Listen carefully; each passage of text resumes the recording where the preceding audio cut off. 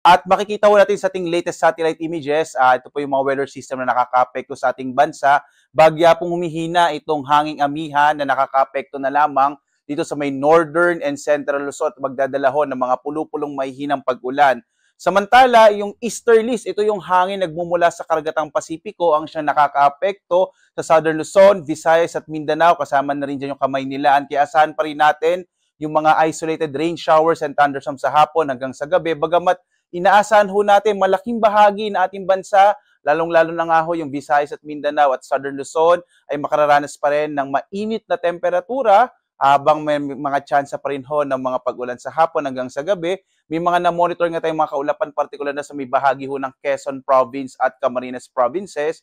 Kaya posible or mas malaki yung tsansa ng mga pag-ulan sa bahaging yan ng ating bansa. Samantala, atin pa rin po minomonitor itong low pressure area na huli nating namataan 1,595 kilometers silangan ng southeastern Mindanao. Sa ngayon ho, hindi na natin naalis yung posibilidad na ito ay maging bagyo. At papasok ho ito ng Philippine Area of Responsibility bukas ho, araw ng Sabado. Kaya posible nga ho na ito ay maging isang ganap na bagyo. At kung sakali po, pag naging bagyo ito at nasa loob na ng Philippine Area of Responsibility, tatawagin ho natin itong bagyong Kabayan. So kung sakali ho na maging bagyo siya, ito na ho yung magiging unang bagyo natin ngayong buwan ng Disyembre.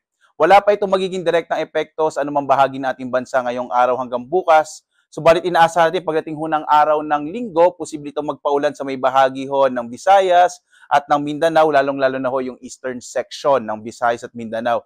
Maging bagyo o hindi man itong low pressure area, asahan ho ng mga kababayan natin. O ngayon pa lang, nagbibigay na po tayo ng babala sa mga kababayan ho natin sa Visayas at Mindanao, lalong-lalo na ho itong nasa eastern section, yung eastern Visayas, Caraga at Davao. Asahan ho ninyo pagdating ng araw ng Linggo, malaki yung tsansa na magiging maulan sa bahagi yan ng ating bansa sa pagkilos nga nitong low pressure area na ating minomonitor. Narito ang magiging lagay ng panahon dito sa may bahagi ng Luzon. Makikita ho natin itong northern and central Luzon, saan nakaka-apekto pa rin yung amihan.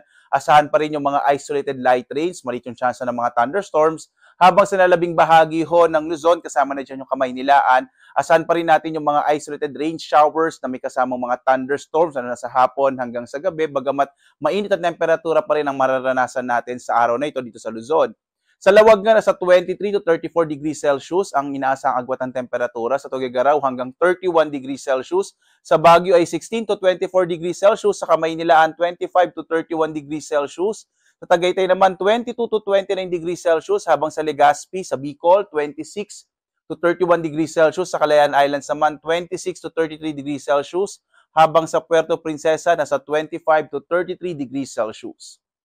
Mainit na panahon din na mararanasan sa malaking bahagi ho ng Visayas, habang yung agwat ng temperatura sa Iloilo, 26 to 32 degrees Celsius. Diyan ho sa Cebu, nasa 25 to 32, habang sa Tacloban hanggang 32 degrees Celsius.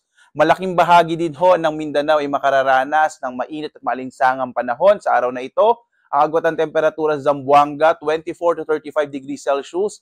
Sa Cagayan de Oro, nasa 24 to 31 degrees Celsius, habang sa Davao ay hanggang 25 to 34 degrees Celsius. Wala pa rin ho tayong nakataas na gale warning, bagamat inaasahan ho natin dito sa may bahagi ng Northern Luzon ay inaasahan ho natin yung katamtaman hanggang sa maalong karagatan dahil yun sa epekto ng hanging amihan, habang banayad hanggang sa katamtaman naman ang inaasahan nating pag-alon sa nalalabing bahagi ng ating bansa.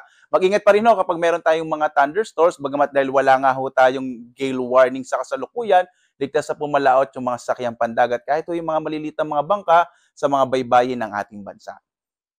At narito ang ating inaasahang magiging lagay ng panahon sa mga susunod na araw. Makikita ho natin itong bahagi ng Metro Cebu at Metro Davao. Ito po yung binabanggit ko sa inyo na sa pagpasok ho ng low pressure area, kung maging bagyo man ito, lalo na ho bukas, asahan ho natin araw ng Linggo, magiging maulan ho, partikular na sa bahagi nga ho ng Mindanao, at mararanasan din ito sa may bahagi ng Kabisayaan hanggang sa may Bicol region pagdating ho ng araw ng Lunes. Kaya asahan ho natin sa mga susunod na araw, posibleng malaking chance ng mga pag-ulan, lalong-lalo na ho sa Visayas, sa Mindanao at dito sa may bahagi ng Bicol region. Sa Kamaynilaan at sa Baguio City, inaasahan naman ho natin generally fair weather ho, mararanasan panahon sa mga susunod na araw, liban na lamang sa mga usual na rain showers and thunderstorms.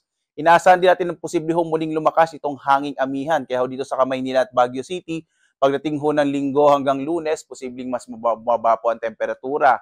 Sa Metro Manila, yung agwat ng temperatura natin ay mula 24 to 31 degrees Celsius. Sa Baguio ay 16 to 25 degrees Celsius. Sa Legazpi City naman ho, nasa 25 to 32 degrees Celsius, habang sa Metro Cebu, mula 25 to 32 degrees Celsius, habang sa Metro Davao ay mula 25 to 33 degrees Celsius.